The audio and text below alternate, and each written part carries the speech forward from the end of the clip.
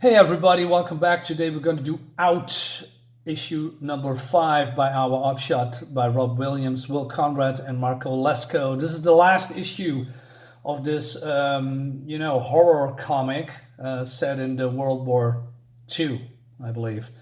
And it's going to reach a conclusion. And let's see if this actually is good or not. So I'm going to dive right in. So Nocona is busting in into the control room where the scientists are, and he mows them all down because he wants to, do something with the controls that, control the giant cross that is somewhere up on the castle, that can subdue the vampire. So he's fiddling with it. Meanwhile, the vampire, just as we see last issue, he is loose and he is, let's say, indulging himself. And this sergeant or whatever he is still alive, and he says, "Luden, help me, please." And Luden is in shock. He doesn't know what to do, and he's going to do what every sane man would do, and he's going to flee. And then bumps into his soldiers, and the soldier has no clue what's going on. He says, "Herr Kommandant, the noises? What is?" And then they see him, and the screaming still going on. And then we switch to the flight lieutenant, and he hears all the screaming and dying and the gunfire, and he says, "Nocona, what have you done?" And then one of his other POWs says, "Flight Lieutenant McCallum, you're the last. Time to go, sir." And he says, "Yes." So he goes into the sewer. Well, it's not really a sewer, but more like the hole or the tunnel that they are digging, and they are coming to some kind of a sewer, but they are still trapped because this is, a dead end, and they don't know what to do with it. But then Bronson comes, and Bronson was the guy who doesn't want to go into the tunnels because of certain reasons that has been a little bit here and there hinted, but also not really explained. So he decides to come anyway because, well, if you go back, people are gonna die because, what happened in the castle, what happens in the castle right now. So he's gonna help them. We also see the what's the word I'm looking for?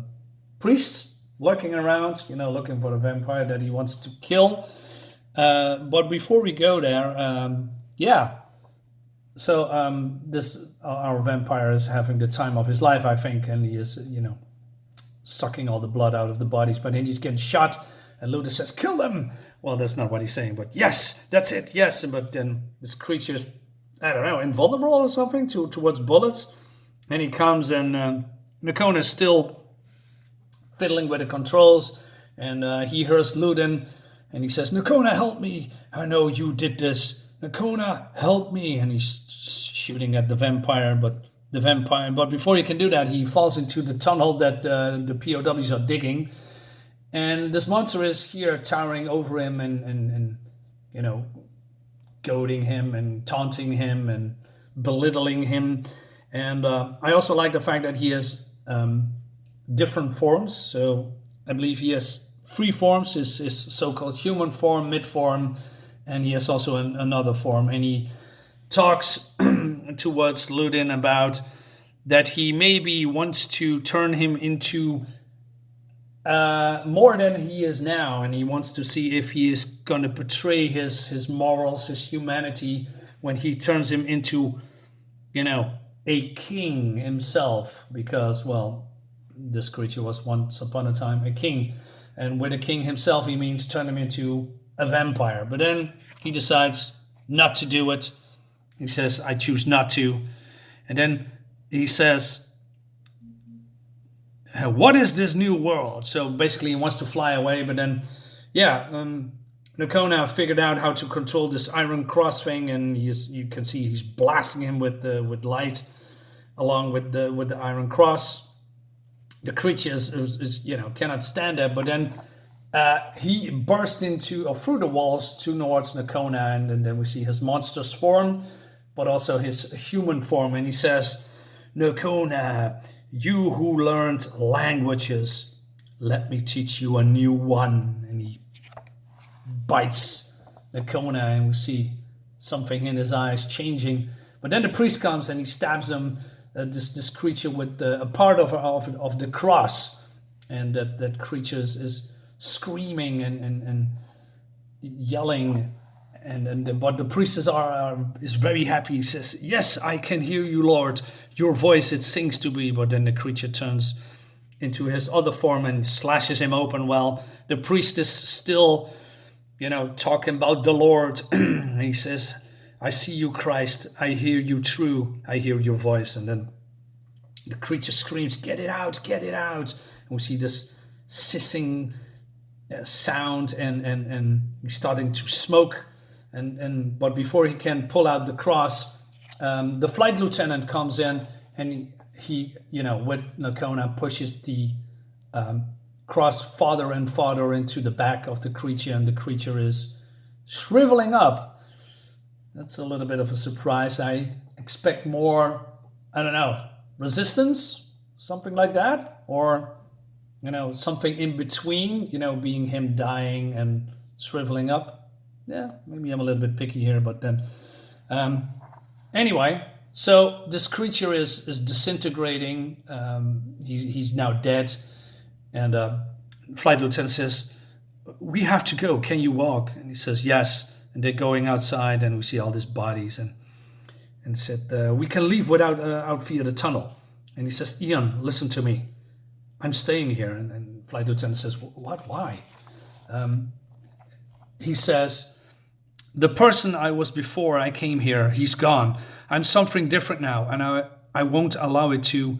I can't explain how I feel." And flight lieutenant then show me, and they have a kiss.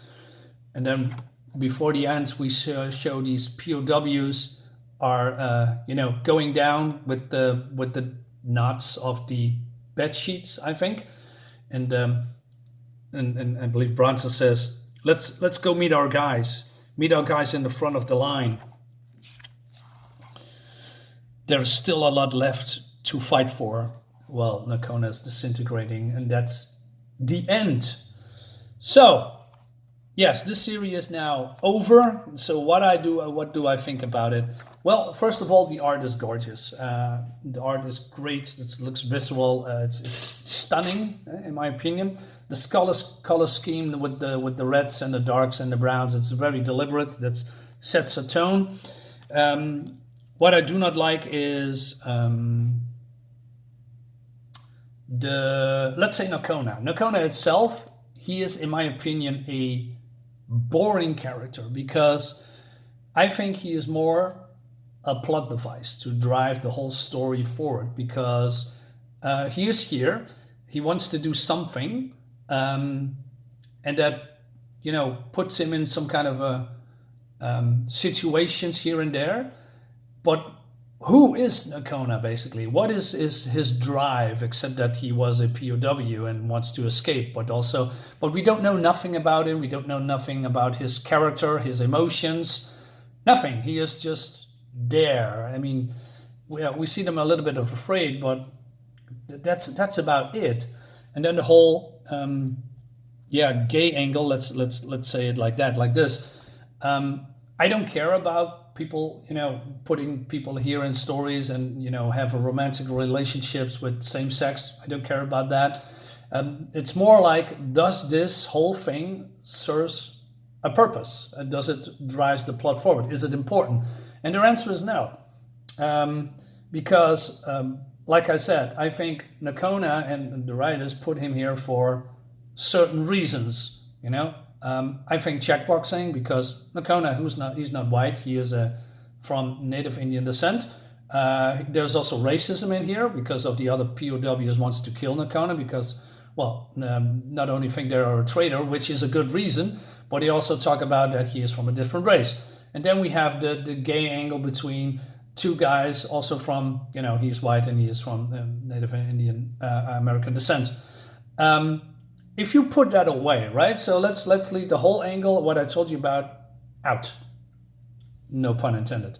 So let's say Nocona is white, and these two became friends. They meet each other, they have certain situations, and they become friends. it still would have ended the same way, but then with a friendship. So why is that important? No, well, it's more like I think they put all this stuff between him and Nocona in here for, like I said, checkboxing. Social justice. I could be totally wrong, but that's how I see it, because it's a lot of things is in here. Now, was this in modern setting?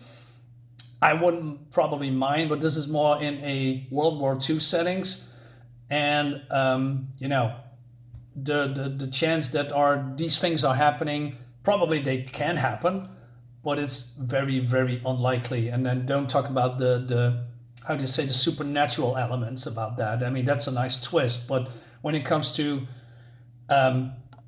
two guys from totally different worlds coming together, that's not really happened a lot in those times. I mean, I'm not saying that it couldn't be, but like I said, is this important to the story? And I think not.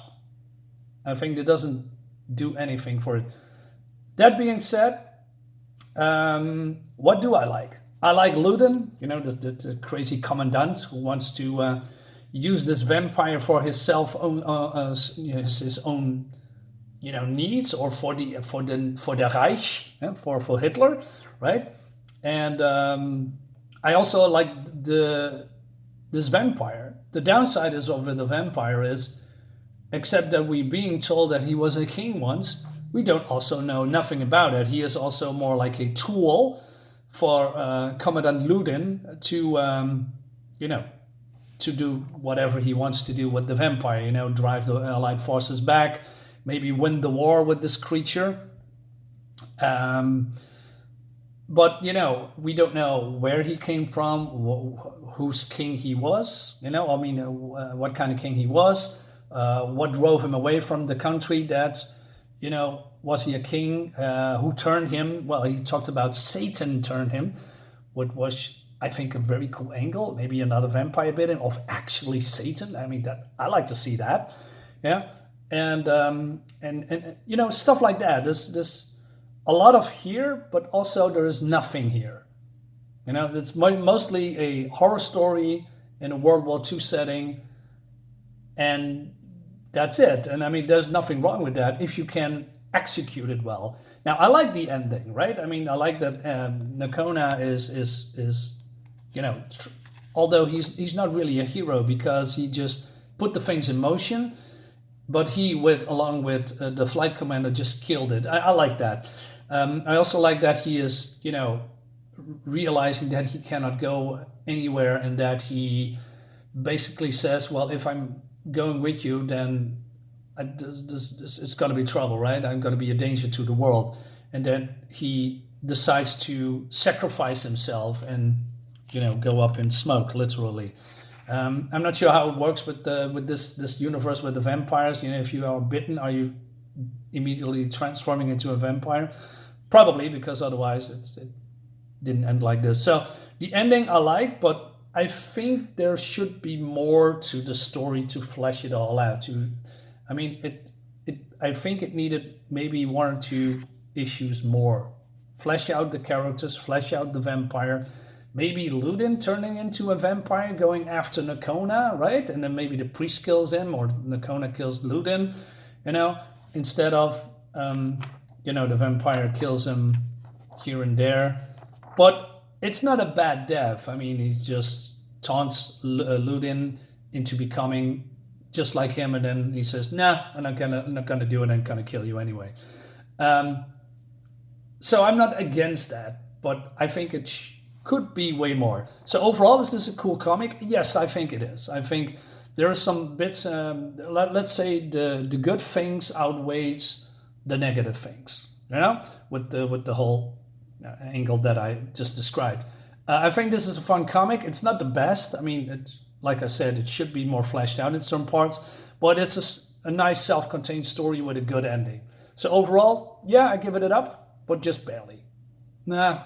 Let's say give it a number, which I don't do often. Let's say 7.5. Yeah, I think that's nice. Let's leave it here, guys. Thank you so much for watching. More stuff is coming soon. See you next time. Bye bye.